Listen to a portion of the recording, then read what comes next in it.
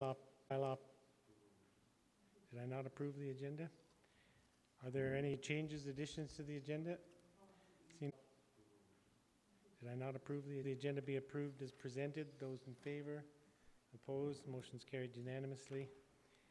Moving to F1, Bylaw 2016-17, Spring Creek Mountain Village Stage 1 and 2 Public District Amendments. Mr. Sorfleet.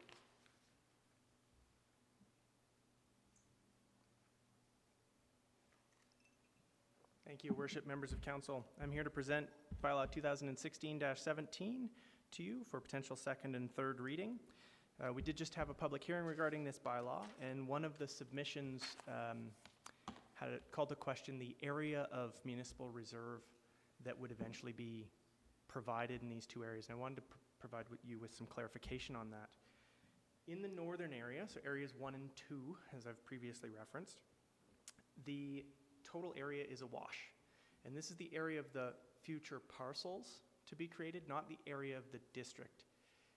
It's an important difference because the district boundary goes to the middle of a road, and the middle of the road is useless space in terms of land use. So the drawing here, this is in the applicant's submission, which was included in the first reading package, shows that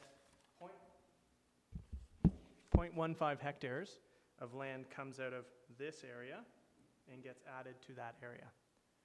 So there's no net loss of eventual MR as a result of this. In the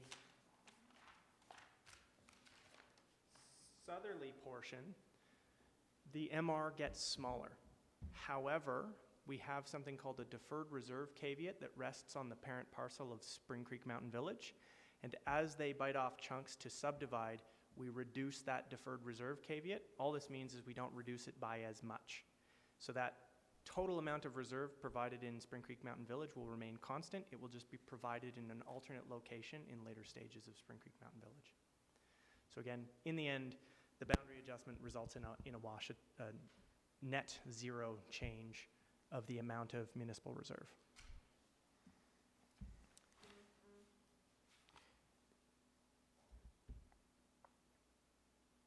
That's pretty much it for my presentation. Administration is recommending second and third reading for the proposed bylaw. If there's any questions, be happy to try and answer them. Thank you. Are there any questions then from members of council at this time? Seeing none, thank you very much. With that, then I will move that council give second reading to bylaw 2016-17, Spring Creek Mountain Village, Stage 1 and 2 Public District Amendments. I'll speak briefly to that motion. I'll support the motion.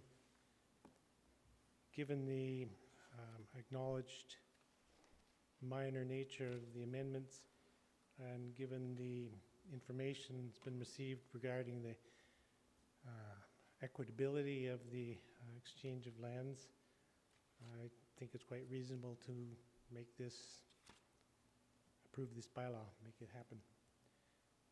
Is there anybody else speaking to the motion?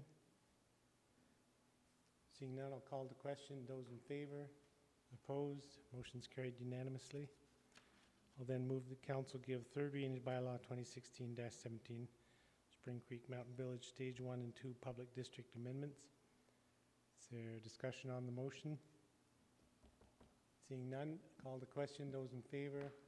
Opposed? Motion's carried unanimously. Moving on then to item F2.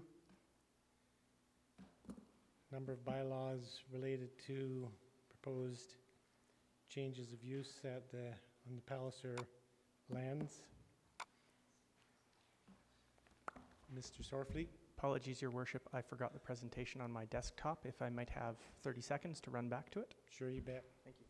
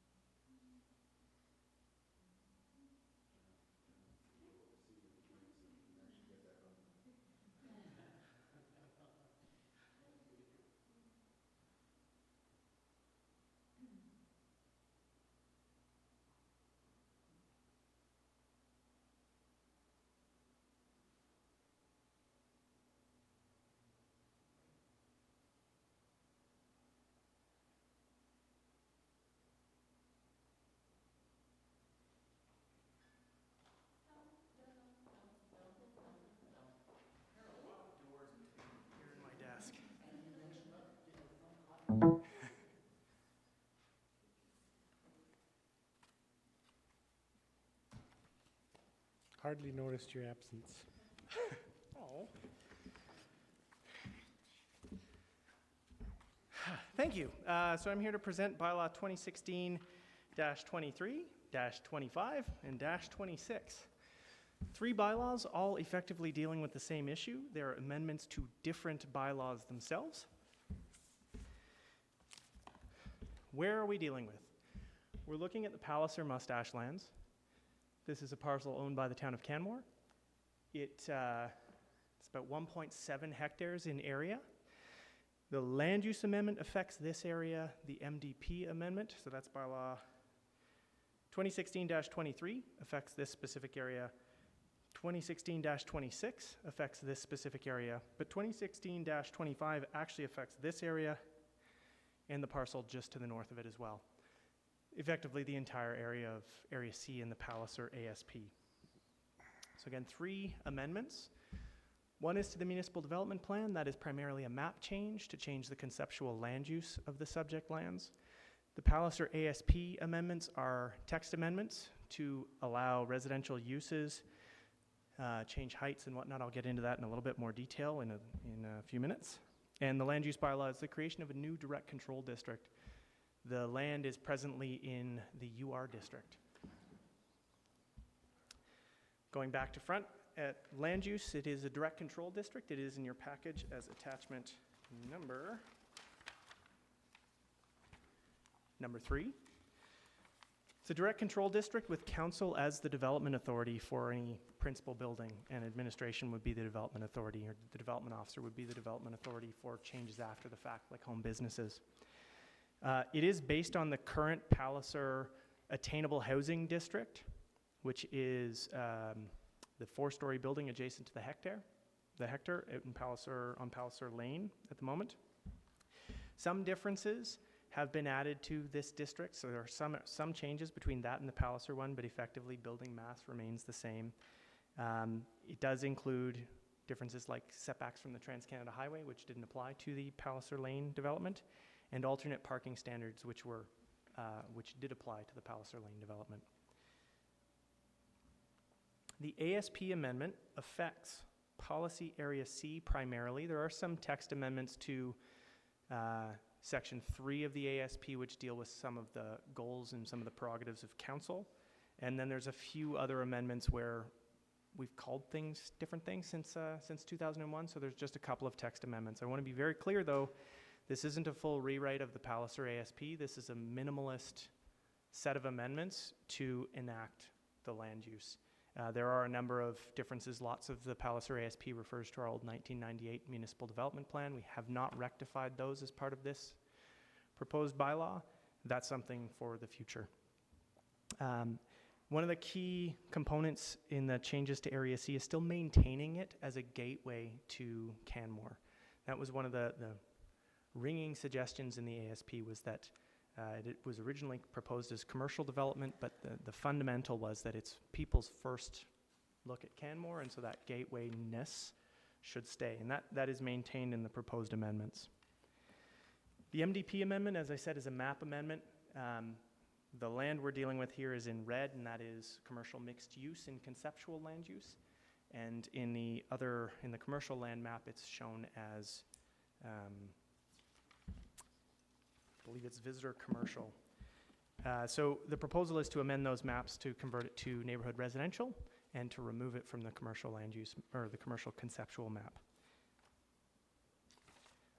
EIS. The bylaw 2016-25 is an amendment to an ASP.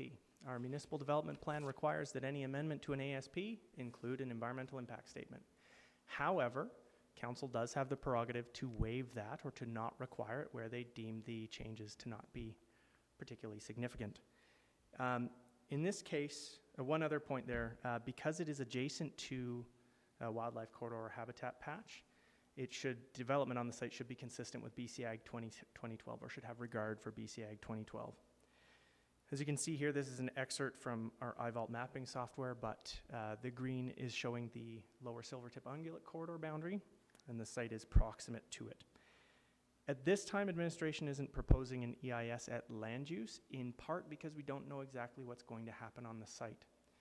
That an EIS be done, we believe is still a good idea.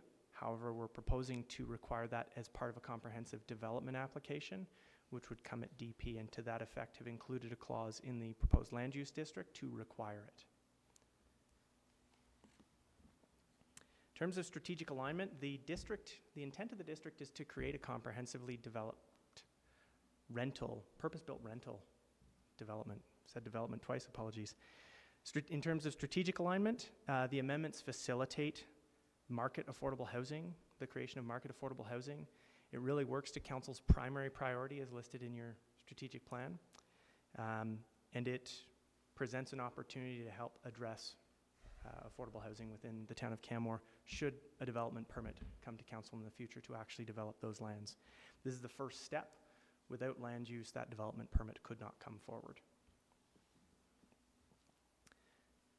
Accordingly, administration is recommending that all three bylaws receive first reading tonight and that council schedule a joint public hearing for those bylaws on December 13th at 6 p.m. If there's any questions, I'll try and answer them if I can. Thank you very much. Couple of questions. In your little map in your report on page 11 of 56, the stakeholder engagement, it notes in blue and red the adjacent properties and the properties that will receive notification of the public hearing.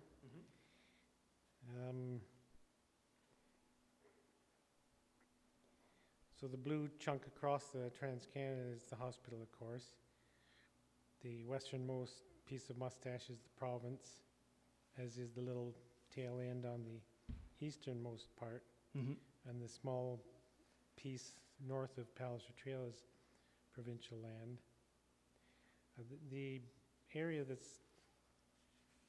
the rest of the area north of Palliser Trail, which is environmental reserve or municipal reserve, is that owned by the province or by? That is, I believe that parcel that I've just marked here? No, the big chunk there, yeah. Environmental reserve. I know, but who owns it? It's us. Yeah, okay.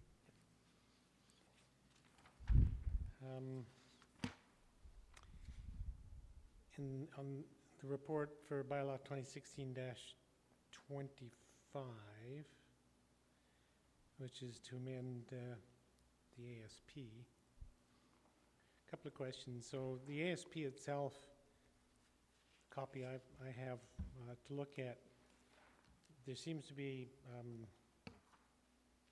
it's referred to in two different ways. The title, the cover page calls it the Palliser Trail ASP, but the body of the bylaw only calls it the Palliser ASP, which is what we're proposing here.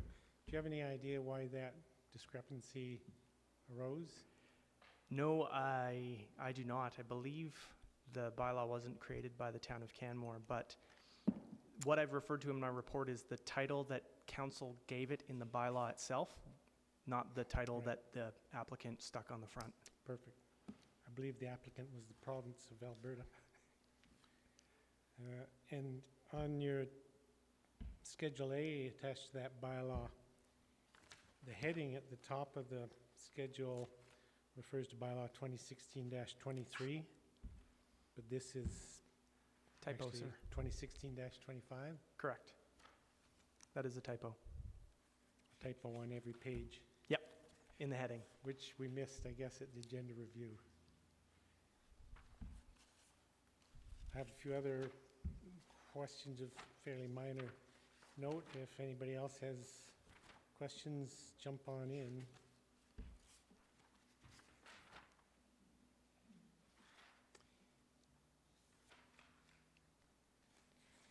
So, policy area D. Pardon me? Huh, doesn't show up anywhere. Oh, okay, this thing's not working again. Oh, it's Side? disconnected. Councillor Russell? So we'll need you to control the mics again. Councillor Russell. One moment. There you go. Take 4. Gotta love technology. Just a question, where does the proposed Catholic Church fit into that picture? I can't distinguish it from what you've got. That X. Sorry, say again? The X. The X on, Big Thank piece you. of land there. yep. That's fine, thanks. Councillor Sanford, did you have a question? Councillor Sanford? Thank you, Your Worship. I had a question about the changes as the requirement for public utility lot around lift station 7. Can you just tell us more about that or clarify that for me? Certainly. I did have to try and make a guess at what the applicants were going for in their ASP. However, there was a requirement for the creation of a PUL for the lift station. And I'll show you an image of that once it loads up.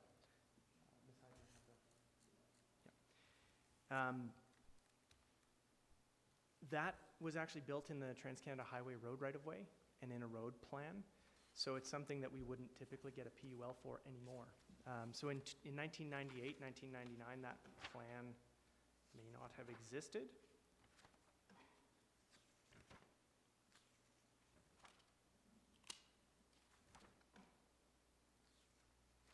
So we've got our lift station here, and that's actually in the Trans-Canada right-of-way. So this is the parcel we're dealing with. The line on the southwest side is the edge of the Trans-Canada Highway right-of-way. So in development land, when we require public utilities, we get a public utility lot where lift stations generally go. But in this case, we've stuck it in the Trans-Canada Highway, so we wouldn't actually get a PUL for that anymore. Effectively, Alberta Transportation likes to control the whole road right-of-way.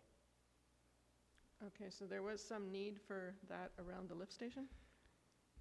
I can only guess at what they were going for. I think perhaps the lift station got moved and put in the Trans-Canada Highway right-of-way rather than on development lands.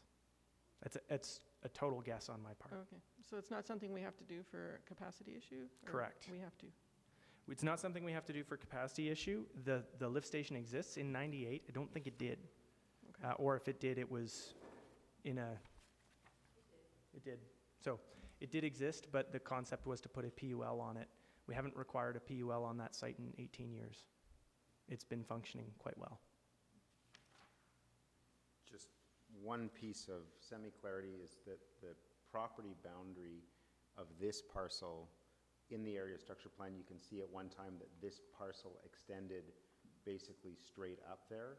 So it created this new parcel, or there was a parcel created here. And when the subdivision happened, I believe after the area structure plan, this piece was turned into road right-of-way. I think it may have been part of road right-of-way previously, but it was attached, as Mr. Sorfleet said, into the Trans-Canada road right-of-way. So the need for that public utility lot has effectively gone away. Oh, okay.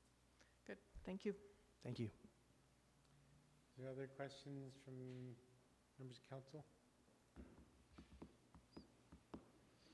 One other question.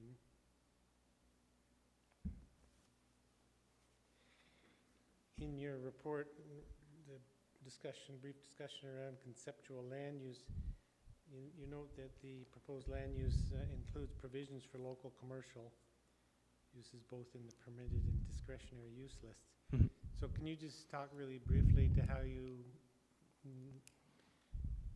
might expect that to be a factor?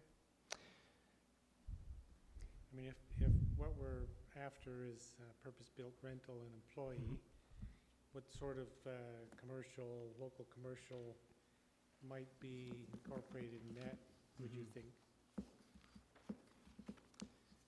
So examples provided for in the district, which may serve both a local commercial and possibly gateway use, are convenience stores, eating establishments, coffee shops, that sort of thing. This site could have quite a large number of units on it.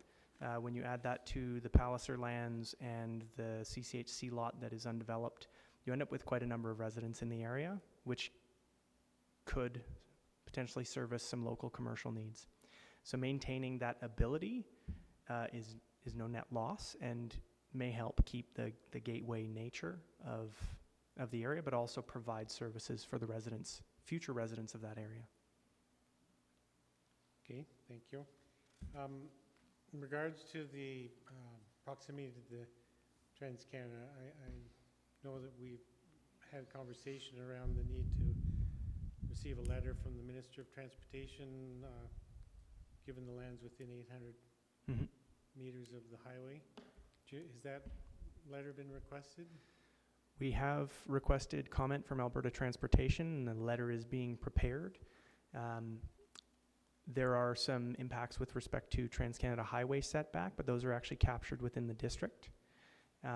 Other than that, some requirements at development permit stage for stormwater reports and for a transportation impact analysis.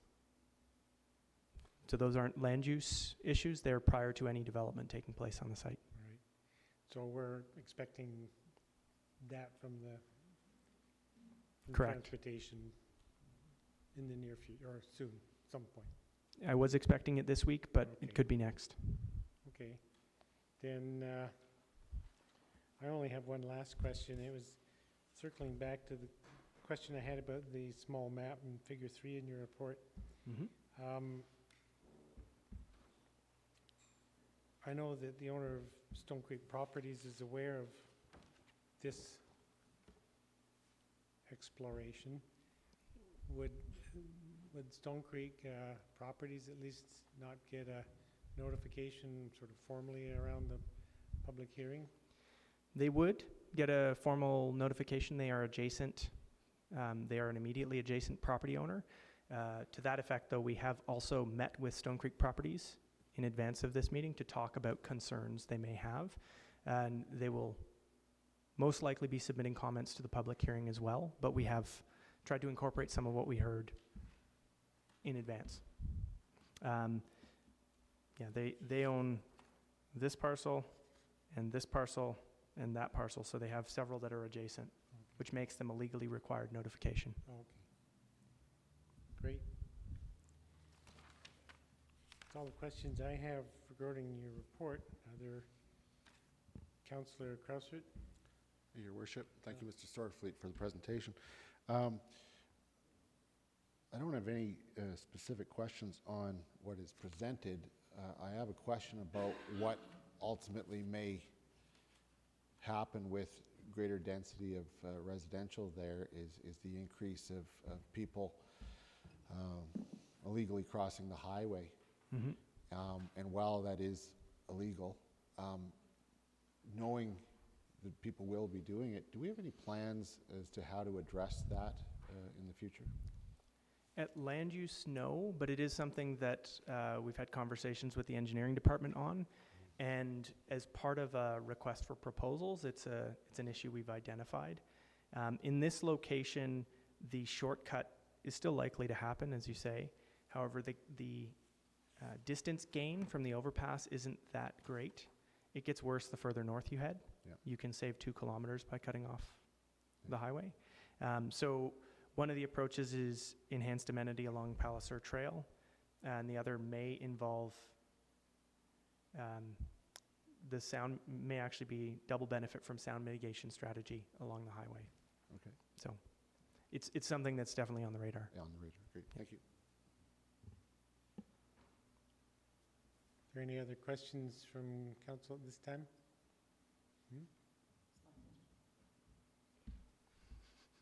Seeing none, thanks very much, Mr. Sorf. Thank you. With that, then, I will move the council provide first reading to bylaw 2016-26 and schedule a joint public hearing for December 13th, 2016 at 6 p.m. I'll speak to that motion, but my comment would apply to all 3 of the motions on coming forward. We all know there have been some questions raised regarding the suitability of these lands for intended use, purpose-built rental and employee housing. However, as is also clearly been stated, the council's placed our first priority on finding solutions for all of the many affordable housing issues that we have. This is a piece of land that the town owns. We don't own very much in the way of land, certainly not land that's suitable for housing of this scale.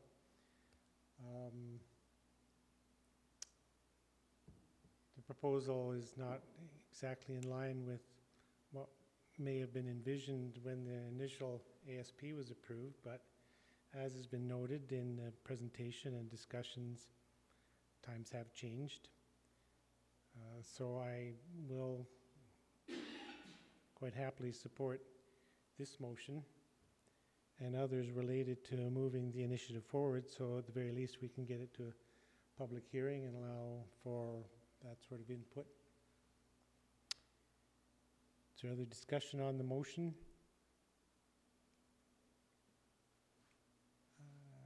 Seeing none. Call the question. Those in favor? Opposed? Motion's carried unanimously. I'll now move the council provide first reading to Bylaw 2016-25 and schedule a joint public hearing for December 13th, 2016 at 6 p.m. Discussion on that motion? Seeing none. Call the question. Those in favor? Opposed? Motion's carried unanimously. And I'll move that council give first reading to Bylaw 2016-23 and schedule a public hearing for December 13th, 2016 at 6 p.m. Discussion on that motion? Seeing none, I'll call the question. Those in favor?